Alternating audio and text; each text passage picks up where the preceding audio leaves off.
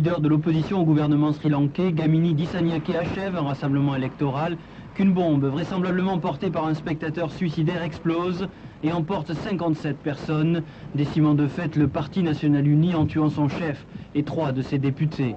L'attentat, selon les analystes politiques, serait l'œuvre des séparatistes tamouls. Depuis 10 ans, en effet, ils luttent dans le pays pour la création d'un État tamoul indépendant dans la région de Jaffna. 10 ans d'une guerre ethnique lourde de 30 000 morts, et Gamini Dissanayake avait affirmé récemment vouloir mettre fin à cette rébellion s'il revenait au pouvoir. Aujourd'hui, après ce carnage, le Sri Lanka est tétanisé et les espoirs de paix entre l'État et les tigres tamouls sont compromis. Ce lundi, le Premier ministre sri-lankais a décrété l'état d'urgence illimité. Il a par ailleurs maintenu pour le 9 novembre la date des élections présidentielles. Et il ne reste donc que 15 jours au Parti national uni pour présenter un nouveau chef au scrutin électoral. L'agenda international de ce soir avec Éric Picor qui commence son tour d'horizon par un incendie sur un bateau coréen avant de nous emmener en Israël et au Mozambique. Au moins 7 morts, 36 blessés dans un incendie à bord d'un bateau de plaisance en Corée du Sud. Pour échapper aux flammes, certaines personnes prises de panique se sont jetées à l'eau où elles sont mortes noyées. D'autres ont réussi à gagner la rive à la nage. Le navire transportait 127 passagers et membres d'équipage.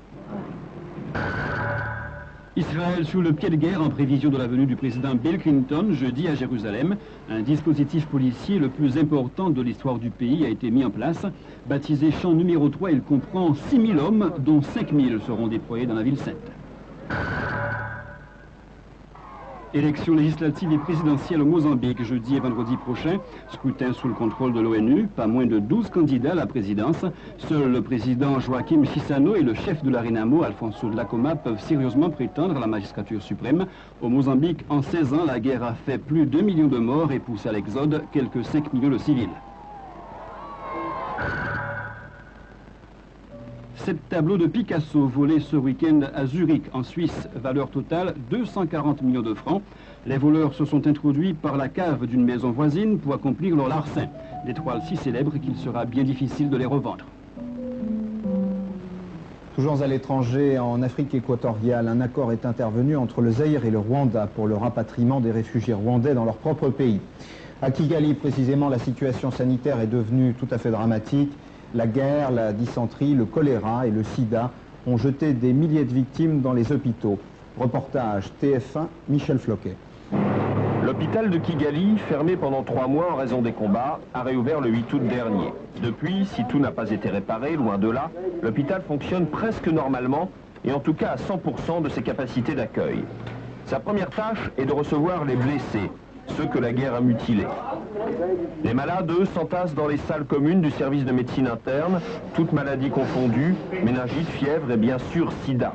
Comme avant-guerre, les sidéens représentent 65% des patients, mais les médecins s'attendent à une progression de l'épidémie. Sûrement que la guerre a aidé à la propagation de la maladie avec les viols qui ont eu lieu, avec l'état de misère et dans les mois à venir, on verra que les décompensations des séropositifs asymptomatiques seront très prochainement malades et nous aurons beaucoup de cas de sidéens dans les mois à venir. Avant la guerre, un tiers des femmes enceintes à Kigali étaient séropositives. On estimait par exemple que plus d'un militaire sur 2 était atteint par le virus. Et pourtant, malgré ces chiffres effrayants, le sida n'est pas le premier problème de santé du pays. On estime à 70% la destruction du système de santé. Il y a déjà des problèmes de santé très visibles tels que la dysenterie qui est pour le moment un grand problème, la malaria qui est également un problème. Toutes ces épidémies de concentration sont déjà des problèmes de santé majeurs qui sont une préoccupation pour nous. Soignés avec les moyens du bord, nourris essentiellement par leur famille, ils sont plus de 300 aujourd'hui, réunis par une même misère dans les salles communes de l'hôpital de Kigali. Sport et aventure à présent avec le raid gauloise qui tire à sa fin. Quelques concurrents sont encore perdus dans la jungle, mais ce n'est pas le cas de l'équipe Outre-mer qui a bouclé le parcours en 6 jours, mais ne termine que 19e. En Malaisie, reportage RFO, Antoine Le Teneur. Dernier coup de rame sur la rivière Mélino après les grottes de Bornéo. Pour Outre-mer et WTA, 6 jours, 2 heures et 40 minutes auront été nécessaires pour boucler le parcours de Gérard Fusy. Outre-mer, 19e à 2 jours des vainqueurs malais. Leur objectif, finir dans les 10 premiers, n'est donc pas atteint. Pourtant, pas de déception sur leur visage marqué. Ils sont heureux d'avoir terminé ensemble, heureux d'être enfin sortis des forêts exotiques, des pistes boueuses, des rivières capricieuses et surtout du dédale des grottes. Trèfle, le réunionnais de l'équipe, est tombé amoureux de la jungle.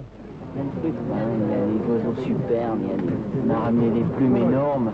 Il y a une vie, il y a des bruits, il y a des sons fabuleux, vraiment fabuleux. Au cœur de Bornéo, c'était l'intitulé du 6e raid gauloise. Le cœur de Bornéo, ils l'ont traversé de part en part, dans d'interminables galeries souterraines. Ils ont progressé sur des kilomètres de rochers glissants et coupants. Ils n'ont rencontré que des serpents, des chauves-souris ou des araignées. Une seule erreur d'orientation, et ils auraient pu errer des jours et des nuits dans les rivières frigorifiées et l'odeur ammoniaquée du guano. Après 24 heures de marche à la lampe acétylène, le bout du tunnel. Retour en jungle, puis 5 km de canoë. Leur raid gauloise s'est terminé en chanson.